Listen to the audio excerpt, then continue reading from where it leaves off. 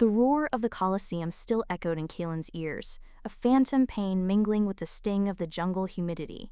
He was free, technically free from the sand-stained arena, from the capricious whims of Emperor Valerius, from the constant threat of death that had hung over him for 5 long years. But freedom felt hollow, a brittle promise whispered on the wind. He was a gladiator, branded a killer, and haunted by the faces of those he'd slain, forced to slay, for the entertainment of a bloodthirsty empire. Once he was Kalen of the Riverlands, a young fisherman with calloused hands and a heart full of hope. But the empire, hungry for slaves and entertainment, had stolen him from his home, ripped him from his family, and molded him into a weapon. Now he sought solace in the uncharted jungles east of the imperial border, a place where men rarely dare to tread, a place rumored to be guarded by ancient spirits and forgotten gods.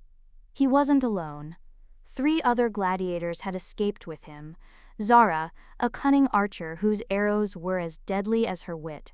Marius, a hulking brute with a gentle soul hidden beneath layers of muscle and scars, and Silas, a scholar and strategist whose knowledge of the empire rivaled even that of its senators. Their journey was arduous. The jungle was a labyrinth of tangled vines, treacherous ravines, and unseen predators. Every rustle of leaves, every snap of a twig sent their hands flying to their weapons.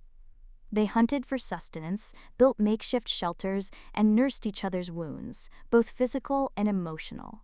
One sweltering afternoon, Silas, poring over ancient maps he had secreted away from the Colosseum library, announced a discovery.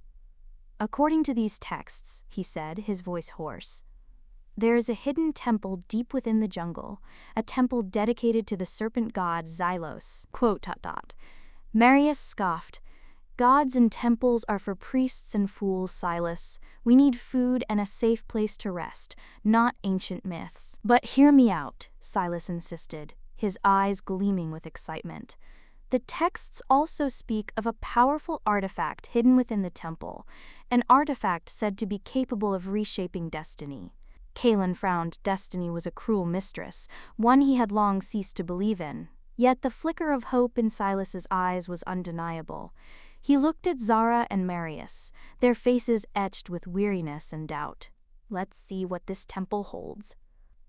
The journey to the temple was even more perilous than they had anticipated. They navigated through dense thickets, crossed treacherous rivers teeming with unseen creatures, and evaded patrols of imperial soldiers scouring the jungle for escaped slaves. Finally, after weeks of relentless travel, they reached their destination. A colossal stone structure overgrown with vines and moss, its entrance guarded by 2 massive serpent statues. The temple radiated an aura of ancient power, a palpable energy that hummed in the air. The interior was a labyrinth of twisting corridors, adorned with intricate carvings of serpents, warriors, and strange, unreadable symbols. They explored the temple for days, uncovering hidden chambers, solving ancient riddles, and narrowly avoiding deadly traps. The artifact Silas sought remained elusive, but the deeper they ventured, the more they felt its presence, a growing hum of energy that resonated within their very bones. One evening, as they camped in a large chamber illuminated by torches, Zara noticed something strange. These carvings, they're different, newer. Kalen examined the wall closely. Zara was right. The carvings were crude and recent, depicting scenes of sacrifice and ritualistic practices. "Someone has been here recently," he said, his voice grim. And they weren't just tourists. Suddenly, the ground began to tremble. The torches flickered and died, plunging them into darkness. A chorus of chanting voices echoed through the temple, growing louder and louder. "We're not alone," Marius growled, his hand gripping his sword. "Welcome, intruders. You have trespassed upon sacred ground." Torches flared to life, revealing a group of robed figures standing at the far end of the chamber. Their faces were hidden by masks adorned with serpent scales, and they held ceremonial daggers in their hands. At the head of the group stood a tall, imposing figure, his mask adorned with a golden serpent head. "I am Zoltar," he announced, his voice dripping with venom. "High Priest of Xylos, and you have disturbed the slumber of the serpent." "We mean you no harm," he said. "We are simply seeking refuge." Zaltar laughed, a chilling sound that echoed through the chamber. "Refuge? Here? You seek the power of Xylos, the artifact that lies hidden within these walls. But only the worthy shall possess it, and you are not worthy." He raised his hand, and the robed figures lunged forward, their daggers raised. The battle was fierce and brutal. Zara's arrows flew true, felling several of the cultists, while Marius cleaved through them with his brute strength. Kalen fought with the fury of a caged lion, his sword a whirlwind of steel. They fought valiantly, but they were outnumbered. One by one, they were overwhelmed. Marius fell, his body riddled with dagger wounds. Zara was captured, her hands bound. Silas, wounded and exhausted, was dragged away. Kalen was left standing alone, facing Zaltar and his remaining followers. Zaltar approached Kalen, his eyes filled with cold amusement. "You fought well, Gladiator," he said, "but your efforts are futile. The serpent god demands a sacrifice." ... He raised his dagger, but before he could strike, a voice cried out from the shadows, "Stop!" A young woman stepped forward, her face pale and drawn. She wore a simple robe, but her eyes burned with defiance. "Zaltar, you cannot do this. These people have done nothing wrong." Beats. Zaltar glared at her. "Lila, you dare defy me? You know the will of the serpent god. The serpent god demands justice, not blind sacrifice," Lila retorted. "These people are not our enemies. They are victims, just like us." Zaltar hesitated, his hand trembling. He had raised her in the ways of the serpent god, but she had always questioned his methods, always challenged his authority. "Very well," he said finally. "I will spare them for now. But they must prove their worth to the serpent god. They must undergo the trial of Xylos." The trial of Xylos was a series of deadly challenges designed to test the courage, strength, and intelligence of those who sought the serpent god's favor. Kalen, Zara, and Silas were forced to navigate treacherous obstacle courses, battle fearsome creatures, and solve complex riddles. As they progressed through the trial, they began to understand the true nature of the serpent god. Xylos was not a god of destruction and sacrifice, as Zaltar had led them to believe. He was a god of balance, of transformation, of the constant struggle between light and darkness. The artifact Silas sought was not a weapon of power, but a tool for understanding, a key to unlocking the hidden potential within oneself. Meanwhile, Lila, disillusioned by her father's fanaticism, secretly aided Kalen and his companions, providing them with clues and guidance. He planned to use it to unleash the power of the serpent god upon the world, plunging it into chaos and darkness. Finally, they reached the final chamber of the temple, the heart of Xylos. In the center of the chamber stood Zaltar, holding the artifact aloft.